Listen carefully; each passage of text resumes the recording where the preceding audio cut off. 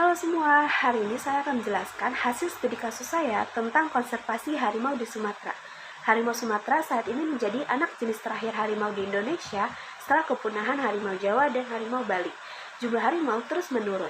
Pemerintah Sumatera Barat mengeluarkan surat edaran tentang pelestarian harimau pada bupati atau wali kota untuk ikut mendukung pelestarian harimau Sumatera dan habitatnya. Data tahun 2018, populasi harimau Sumatera itu ada sekitar 210 individu. Harimau Sumatera terancam punah.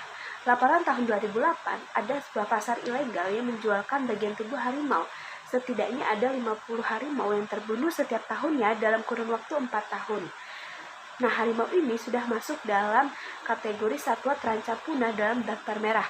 Kepunahan harimau ini disebabkan oleh ulah manusia seperti perburuan, kerusakan habitat, dan juga perdagangan harimau. Strategi konservasi harimau itu ada dua, yaitu in situ dan ex situ. In situ yaitu di habitat alaminya, baik di kawasan konservasi atau di kawasan hutan lainnya. Komponen in situ ini mengutamakan tanggung jawab atas pelindungan harimau di alam bebas. Sedangkan ex situ yaitu untuk tujuan pemeliharaan dan penangkaran, seperti kebun binatang dan taman safari. Ex situ yaitu mengutamakan tanggung jawab dalam pengembangan populasi harimau di dalam kebun binatang. Hal yang harus ditingkatkan dalam upaya konservasi harimau ini yaitu memasyarakatkan program konservasi harimau kepada seluruh masyarakat agar menumbuhkan kesadaran dalam mendukung upaya pelestarian harimau Sumatera.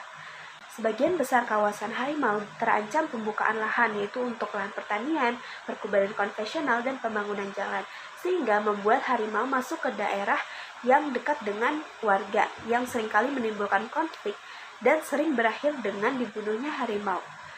World Wide Fund for Nature atau WWF bekerja untuk mengurangi konflik antara manusia dengan harimau dengan menguatkan sumber daya manusia dalam mengurangi konflik dan juga translokasi harimau dari tempat yang rawan konflik ke daerah yang lebih aman.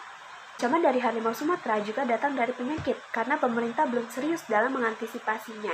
Penyakit yang terdeteksi berdampak pada harimau yang pertama ada demam babi Afrika atau African Swine Fever atau ASF dan Canine Distemper Virus atau CDV. CDV ini penyakit yang mematikan bagi harimau. Sedangkan African Swine Fever itu tidak menjangkit harimau, tapi mematikan bagi babi hutan. Babi hutan itu adalah pakan utama bagi harimau. Ya, ancaman pada babi hutan ini mempengaruhi kelangsungan hidup dari harimau itu sendiri. Pemerintah Republik Indonesia dan Amerika memberikan dana bantuan kepada aksi konservasi yang diharapkan bisa meningkatkan populasi harimau Sumatera sehingga terhindar dari kepunahan. Nah, apa sih yang bisa kita lakukan untuk membantu? Yang pertama yaitu mempelajari dan menyebarkan informasi tentang harimau Sumatera untuk menimbulkan kesadaran orang-orang di sekitar kita. Yang kedua yaitu laporkan kematian harimau Sumatera ke aparat setempat. Dan yang ketiga yaitu mendukung upaya konservasi yang dilakukan oleh pemerintah, WWF Indonesia, atau badan-badan konservasi lainnya. Itu saja hasil studi kasus saya tentang konservasi harimau di Sumatera. Jika teman-teman suka dengan video ini, bisa like dan subscribe. Terima kasih untuk menonton.